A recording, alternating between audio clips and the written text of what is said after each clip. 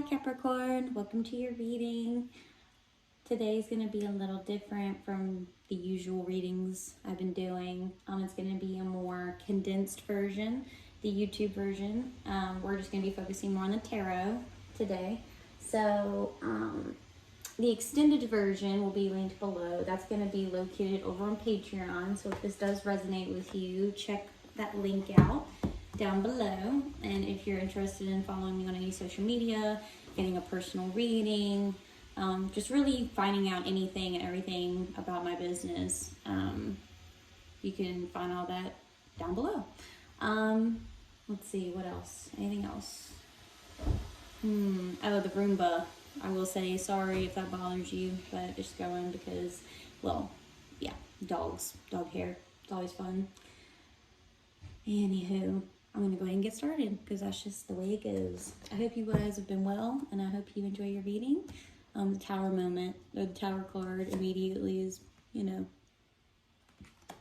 drawing itself to me, or drawing me to it, however that works, But it's interesting how it was trying to peek out there for a second.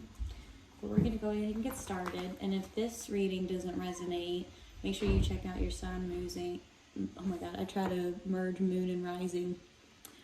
Moon, rising, Venus. And if you're really into birth chart placements, your north node, your south node, and really all the placements influence you and how you are, how you act, how you perceive the world, how you move through the world. Oh my god, that thing is gonna trip me out.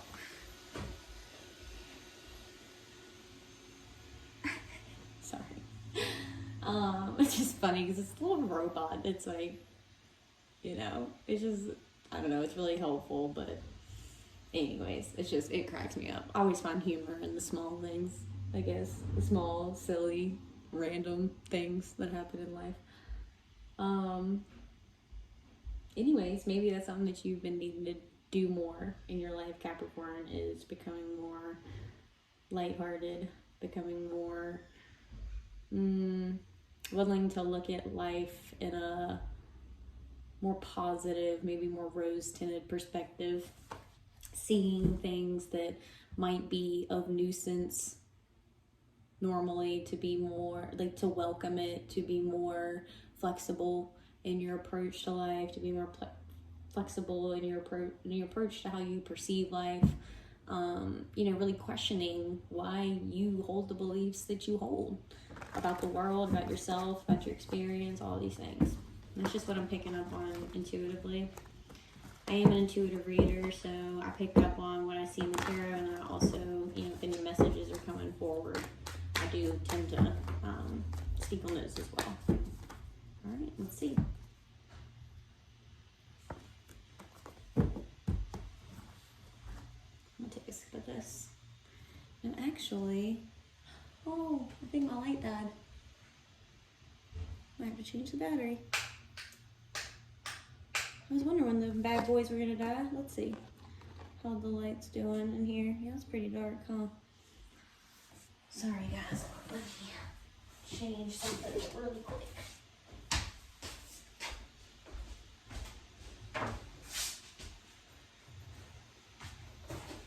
I didn't really notice it at first that the light was gone or not on. But the second I drew a card, I realized, because that's why I mostly need the light, because the cards are easier to see. Well, for you. To me, it's fine, because my eye, it's just different in the camera. But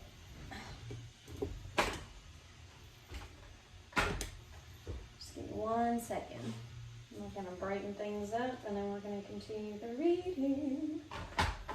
Like I said, making light of situations that would normally be of nuisance, or considered a nuisance to you, or what you would consider an obstacle. Having a more lighthearted approach and perspective on these things that we experience in life, inevitably, like this. So let's actually turn this down just a tad. I want more of that. Let's see what that looks like. I'm gonna put some backlight going here as well, so that's gonna help, I think. Let me turn down this white light.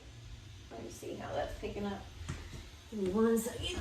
Oh, sorry, I keep asking for 1 second. Okay, yeah, that's much better. I might even be too bright. I guess I could have done this sitting down, looking at it. All right, let's get the warmth and bring down the, there we go. All right.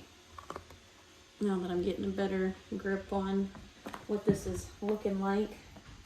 Oh, shoot. Oh, that Tower card, look. Okay, look. You know what? That's interesting because I accidentally knocked a whole stack. You saw it. You called it. And the Tower card came out upside down on top. Y'all, I don't know. Maybe you're experiencing or feeling like you're experiencing this Tower moment. Maybe I need to pull, maybe I'm just going to pull that Tower card. But the way I originally saw it was, like the first time I saw it,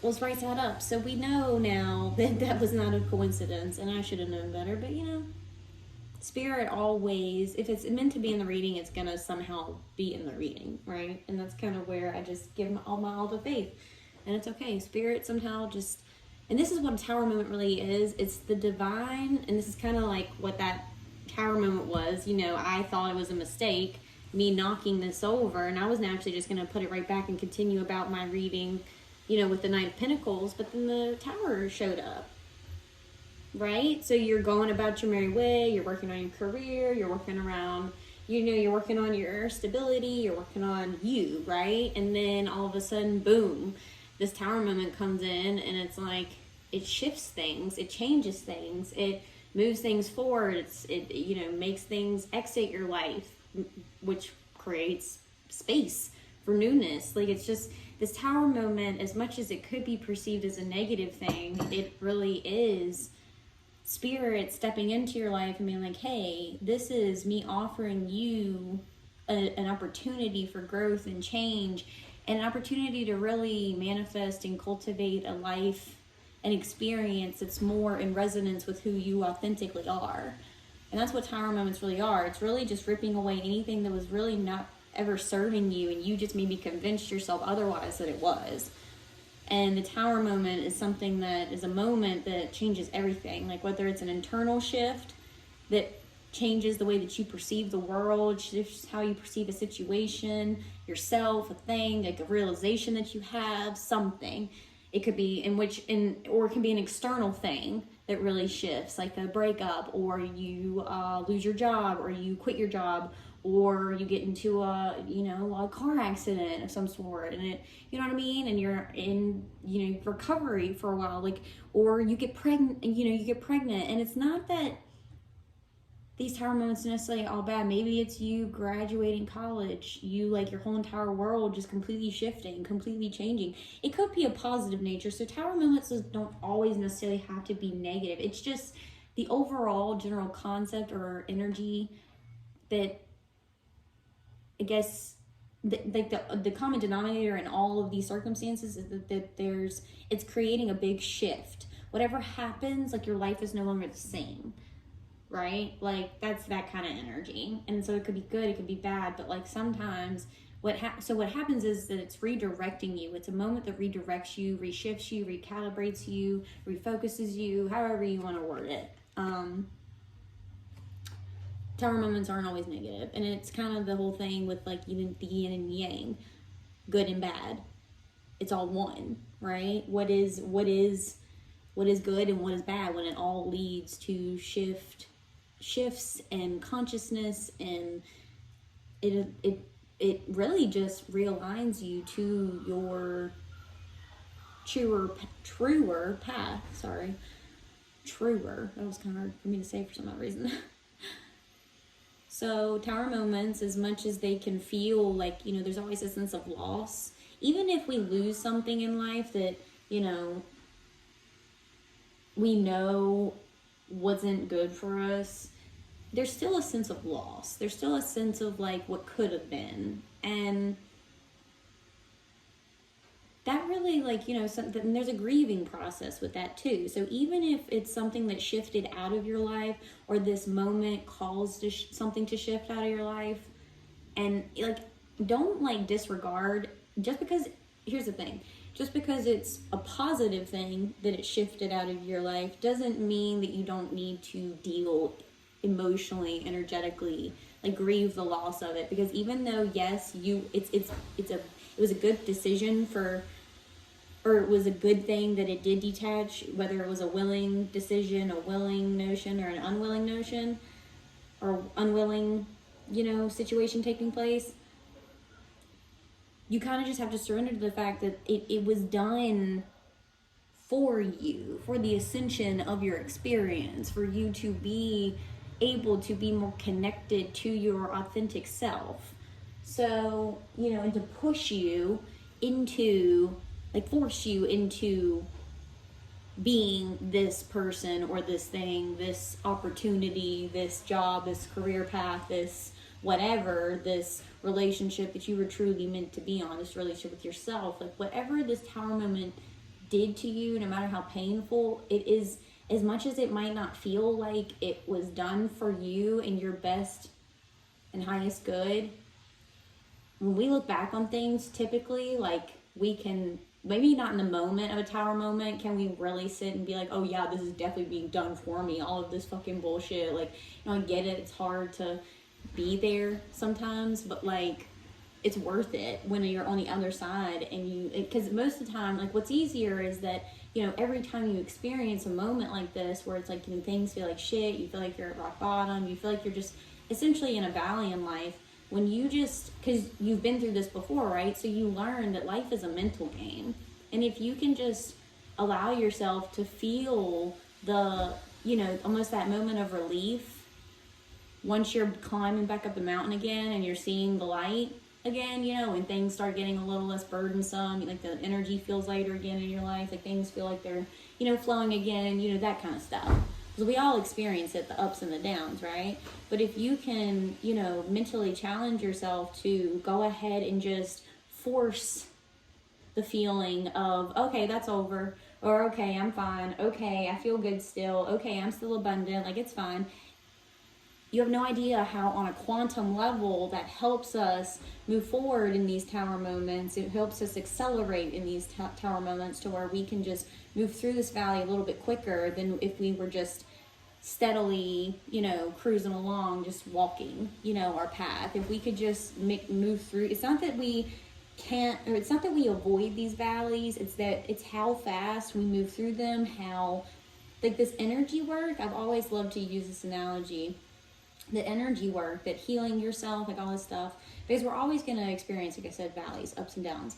But when you can do this energy work, this energy healing, really stepping into your true power, you're going to see that you're not going to be, like, exempt, even no matter how spiritual a person you are, no matter how connected you are with spirit, blah, blah, blah, you're not going to be exempt from experiencing painful stuff in this world. So what energy work does, what spiritual work does, what, doing all this stuff, like really connecting with a higher perspective, with, God, with whatever, however you want to word this, the universe, the divine, your ancestors, like really just getting in contact and in tune with, like, divine information, divine wisdom, messages, like this, you know what I mean? That kind of stuff. You really start, like, these are your tools now in your arsenal for when you are in the valley, and it helps you accelerate through it and have a more peaceful mindset through the times that are hard.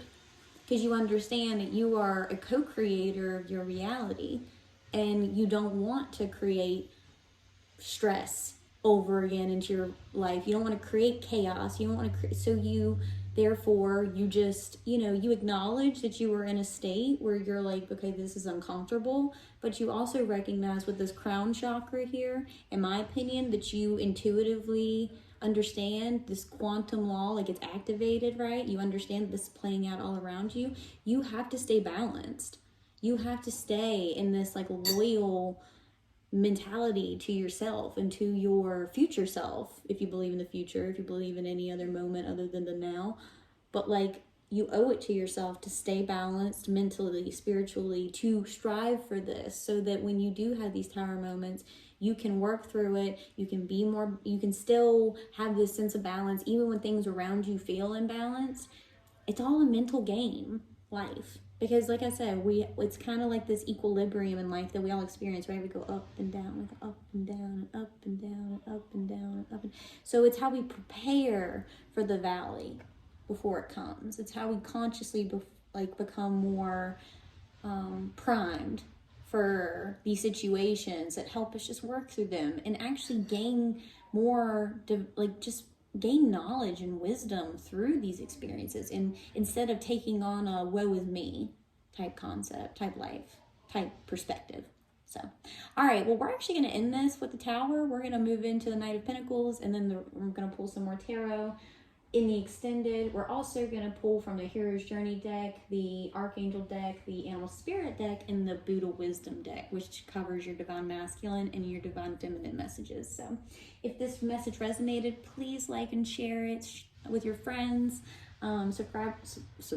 I think I said subscribe. I don't even know. Subscribe to the channel if you want.